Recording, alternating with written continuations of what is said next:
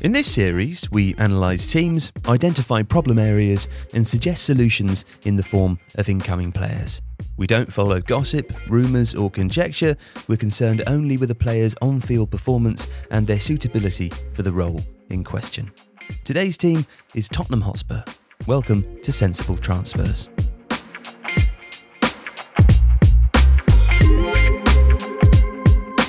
(2021-22) was a success for Tottenham.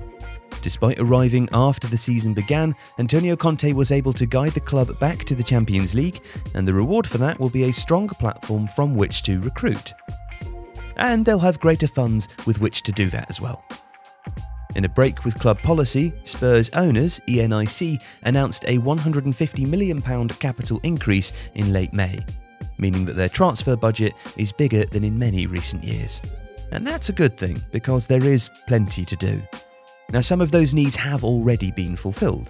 Conte's football leans heavily on the influence of wingbacks, and he inherited a Tottenham squad underpowered in that area. Matt Doherty found form before getting injured, and Ryan Sessegnon and Emerson Royal each finished the season well. But the department was still short on dynamism, speed, and tangible production. Between the four of them, Conte's wingbacks contributed just 5 goals and 10 assists last season. And aesthetically, both flanks lacked the kind of influence and ability that he's profited from in the past. But this has already been addressed. Croatian veteran Ivan Perisic has joined on a free transfer, and Jed Spence, who won promotion from the Championship while on loan at Nottingham Forest, will be moving from Middlesbrough. Spence is skillful, quick, and likes to carry the ball forward, either on the touchline or infield.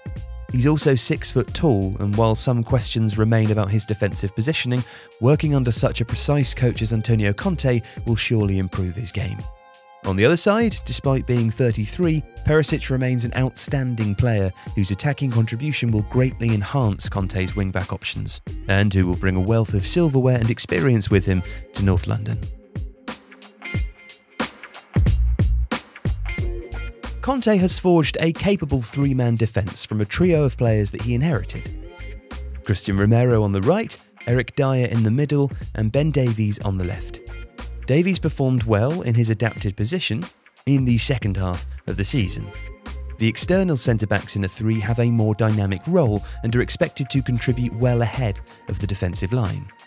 Davies did this, carrying the ball forwards in an effective way, distributing to his decent standard, and arguably producing some of the best form of his Tottenham career. So he's definitely not a problem, but is still someone who could be upgraded. There are players who could be more effective in advanced areas, and there are also better defenders too. Joško Gvardiol has played on the left of RB Leipzig's back 3 this season, and at 20 and over 6 foot, he's an alluring option. He's a more skillful and adventurous player than Davies, but has the distribution to accompany his ball carrying. Defensively, he's more physically imposing too, and would add height and aggression to that outside position. And while he would doubtless command a large fee and has a contract that runs until 2026, Tottenham have indicated a willingness to spend heavily in this position. Gvardiol would be a sensible option. Another regularly mentioned alternative, for multiple Premier League clubs, is Lille's Sven Botman. He's left-footed, skillful and good on the ball, and would be an excellent alternative to Dyer in the central role. However, he lacks the speed to play on the left of a back 3, and so for the sake of efficiency, perhaps the better option is to find someone who can play both of those positions. Now that is a rare skill set, because defenders tend to either be static or progressive, and possess attributes suited to those contrasting roles. Essentially, we're looking for someone who has the traditional defensive abilities like tackling, heading, physicality and discipline, but blended with progressive qualities too. Known Tottenham target Alessandro Bastoni is one of those players, but he now seems unlikely to leave Inter. So instead, we're opting for Monaco's Benoit Badiashile.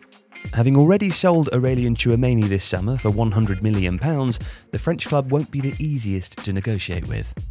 But we are undeterred. Badiashile is enormous. He's a towering centre-back, 6'4", and is as secure in the air as he sounds, while also being a proactive defender who is unafraid of defending higher up the pitch.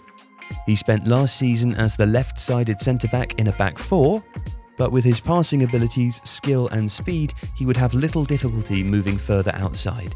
even if his current role hasn't produced the data to prove it conclusively.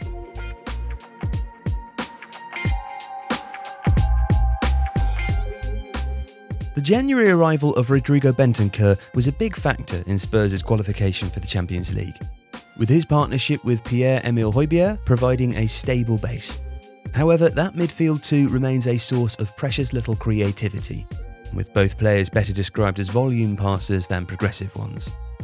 Conte does have Oliver Skipp to return from injury, and Yves Bissouma has been signed and added to the squad. Bissouma is by no means a playmaker though, and so there remains a need for someone who can operate within the framework of Conte's structure football, with its automatisms and set patterns, but also with imagination and creativity. Christian Erickson is a very obvious solution. His recovery saw him perform miraculously well at Brentford and produce the kind of contribution that was often typical of his time at Tottenham under Maurizio Pochettino. Erickson has a prior relationship with many existing members of Spurs' squad, and despite a difficult start, he became an important player for Antonio Conte during his title-winning year at Inter. Erickson understands what it is to play for Conte, and his adjustment into this playing group would likely be seamless, plus he's available on a free. But he does seem likely to move elsewhere at the moment. So another option, in that case, would be Napoli's Fabian Ruiz. He spent 21-22 in a double pivot alongside Andre Frank Zambo Anguissa, a more defensively orientated central midfielder, but he acted as a deep-lying playmaker. Ruiz is a good long and medium-range shooter, something which Conte doesn't currently have in his midfield, but more importantly would provide a combination of creative passing, skillful ball carrying and ambition that Tottenham lack. He's at peak age and won't turn 27 until 2023. Plus, he's recently refused to sign a contract extension at Napoli, meaning that with just 12 months remaining, he's almost certainly leaving the club this summer, and likely for a reasonable fee. Tottenham managing director Fabio Paratici has shown a continued preference for recruiting from Serie A. And so this is a sensible transfer that would align nicely with what the club have already done.